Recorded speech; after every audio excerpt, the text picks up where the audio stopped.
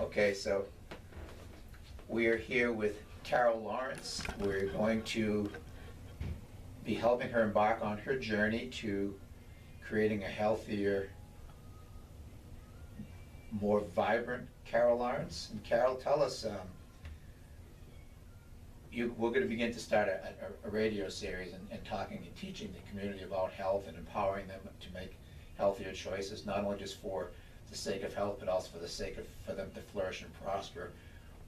Why do you want to do this, and how do you think that you can affect the community by what you're about to do? Whoa. Well, I think that, well, not I think, I know that I'm ready to make the new me, and to just feel better and to have more control of myself. Mm-hmm. And as far as the community, you know, they can follow my journey with me, and maybe we'll empower somebody else. I mean, if we touch a few people while we're doing it, all the better. Mm-hmm. Okay, so the big part of what we're going to be doing with you is, first of all, getting you to understand how you currently think about yourself, what mistakes you've made in the past that led you down the wrong roads, and also to create a way for you to understand or to educate yourself on when a choice does come about, how to make that correct choice. Because I think lots of people in the country think that they eat healthy, or they think that they do healthy things, and somehow or another they fall off the wagon and they end up in failure, or they're disenchanted by what the results are. We're going to try to clarify some of those things, those challenges that people have, including yourself, and to move forward. So what we're going to do today is we're going to get you started on creating a plan that's going to get you on that direction towards what your goal is, not the new Carol, but the real Carol. The real Carol's always been there. So what we're going to do is we're going to take the physiological measurements of what's going on right now. So we're going to have a starting point, not to embarrass you or to put you in a spot where you feel like you're vulnerable, but to give you some hard, cold numbers, and to teach you how we can get you from this point in time to where you're going to, in the future, feel better about all of your choices, your decisions, and your own personal health. Does that sound like a plan? It sounds like So the first thing we're going to do is we're going to actually get a body weight on you, if you don't mind, if we have to have a starting position. And what number do we have? 176.4. And -3, right? -3. Oh, okay, good. So we can -3. So we're at 173.4 pounds for starters, okay? 173.4. Okay. Now, what we're going to do is we're going to take a couple other measurements. We're going to do a body composition. What we want to do out of that 173.4 pounds, we want to know how much of that is what's called lean mass or metabolic tissue versus what's fat mass. In other words, we're going to measure the difference between what muscle is and bones and tissue and all the other organs that burn calories 24/7.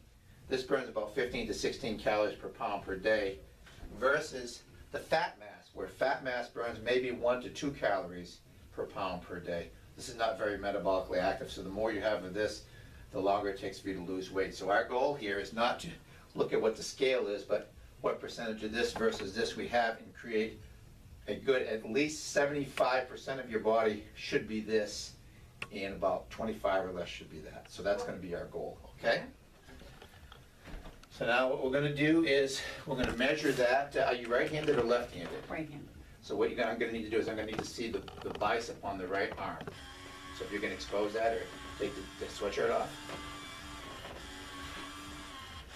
Actually, I still have a long sleeve on though. Okay, can you roll that up so we can get to the bicep? Perfect. My big fat arm. 170.4.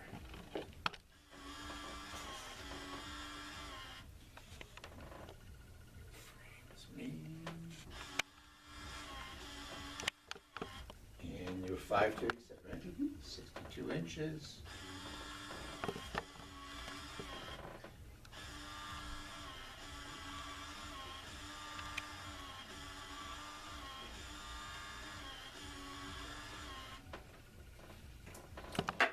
this modality of body composition is actually called a Futrex. It uses infrared technology to measure the difference between lean mass and fat mass in the area of the bicep. So what I'm going to have you do is turn your arm palm face up like so.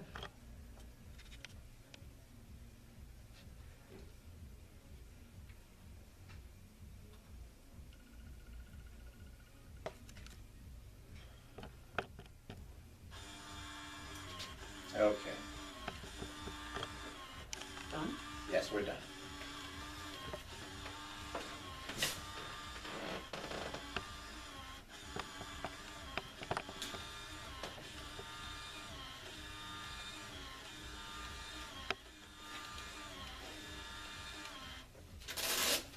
Okay, so after that measurement, we have Carol at a body fat percentage of 40.2%. That means that about 60% of her body is of lean tissue, muscle, bones, tendons, ligaments, organs, and the remainder of her body, the 40%, is body fat. Now, nobody can be 0% body fat. That's not a healthy thing.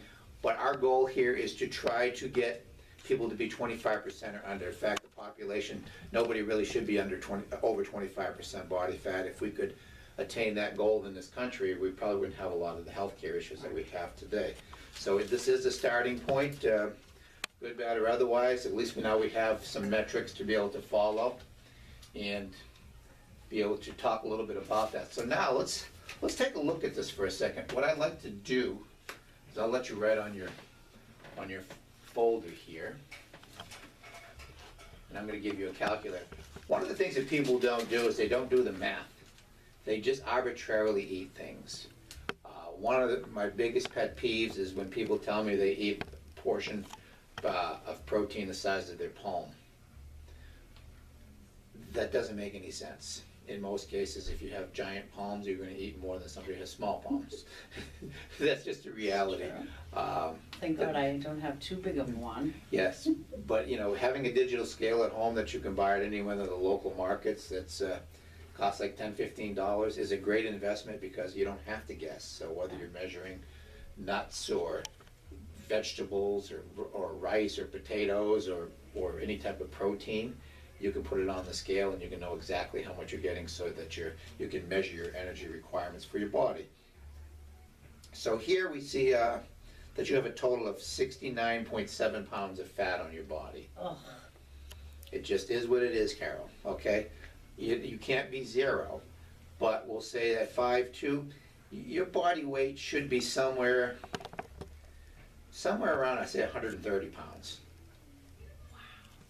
Which means that out of that 68 pounds, about close to 35 pounds is what you need to be able to remove from your body. So you have an excess of about 35 pounds of fat that we're going to work on, and we're going to show you how to remove the fat part. Maybe replace it with some muscle, but make you look like a totally different person, okay? Yeah. So here's the sad part. Each pound of fat, each 1 pound of this has or contains about 3,500 calories per pound. So what I want you to do is I want you to take the calculator and I want you to take 35 pounds that you're going to lose. So put 35, multiply that by 3,500. And how many calories is that? 122,500 calories of energy from your body. That's huge. It is. So, and that's 35 pounds. Now, there's some people out there that are obese to the point where they need to lose over 100 pounds. So that's 350,000 calories of energy. And most people get confused because they think they can jump on a treadmill and it's going to justify the overeating that they've done. An hour on a treadmill at a good pace will probably burn 500 calories. But if there's 3,500 calories in 1 pound of fat, that would mean you'd have to be on that treadmill for 7 hours to lose 1 pound of fat. You see how discouraging that is? Yeah, it is. It doesn't mean that cardiovascular exercise isn't good for you. Is it a very efficient or effective way to lose body fat? The answer is no. Increasing lean body mass, or otherwise putting muscles on, this can only be done through weight training or resistance training. When you jump on elliptical or treadmill, go for a walk, which I hear so many people going for a walk, it does nothing to increase this at all, zero. The only way you do this is through weight training. This is the stuff that actually metabolically burns more calories per day. Remember I said this is 15 to 17 calories per day per pound. This is about 1 to 2 calories a day per pound.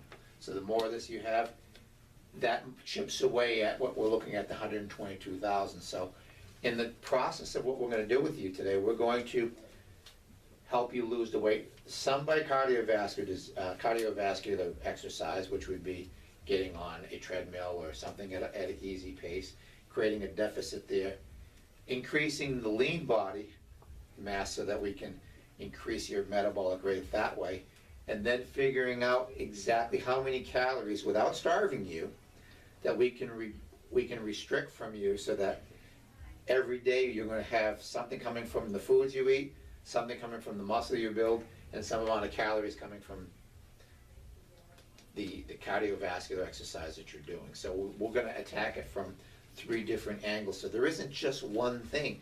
So we're going to try to eliminate some of the confusion of anything out there that's a gimmick or something that only focuses on one thing. For example, if you take a look at this chart that we have up here, cardio training is something that, see people go out and they'll do like the latest group exercise or dance things.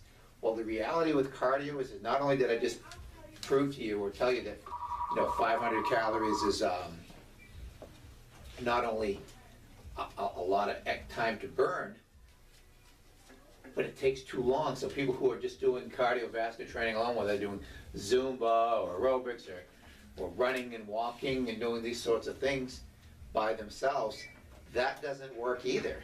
And they end up becoming frustrated because it seems to be taking too long, so they quit that. You'll see people who will go out and they'll do like a combination of flexibility and the mind-body thing by doing yoga. It's a great component of health, but it's just one of the components. So you can't just do yoga in it by itself, because it doesn't do it. There's not enough physical activity, and it doesn't really increase your lean body mass all that much. Body composition we talked about earlier. Nobody should be over 25% body fat. Meal planning, which is people out there with the different types of weight loss companies that are out there, they're trying to sell you products, and they all have products, and they'll ship them to you, and they're probably loaded with all types of nitrates and different types of or artificial ingredients that are not really healthy to building a great body.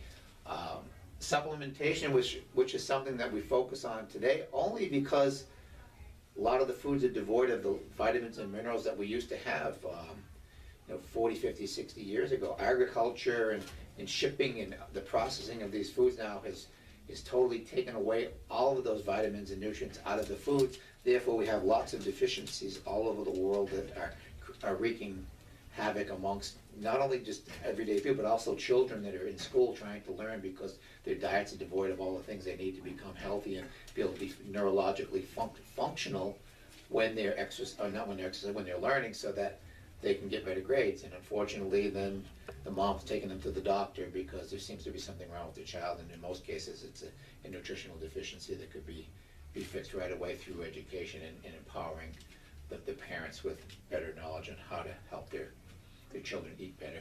And last but not least, and the most important thing, is the mind-body connection. It's the whole, it's the person itself. It's not the body, but it's the thinking consciousness inside the person that looks at the person and makes decisions. And when you take a look at any choice that people make in the world, and we talked about this at the radio station the other day, between stimulus and response, that little space in between lies your power of choice.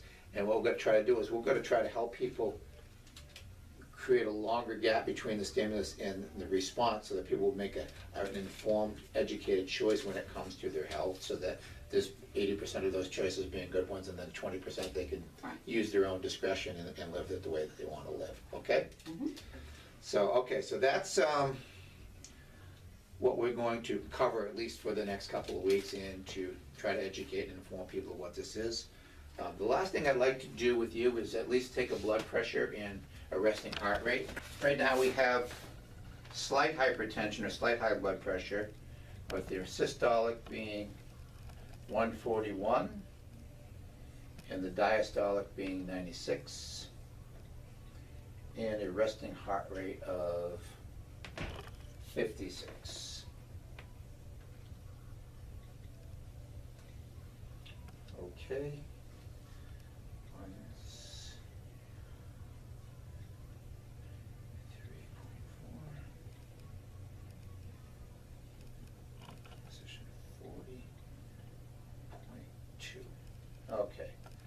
Now the next step in the process, Carol, we're going to start developing an exercise plan for you. So what we do that most fitness centers don't do is we actually take a submaximal fitness capacity test prior to designing your program. So we want to know exactly what your capacity, your capabilities are today, and then design a plan that's going to be comfortable for you to move forward progressively over time, so that the stimulus or the workout to your muscles is going to be optimal for making these changes happen.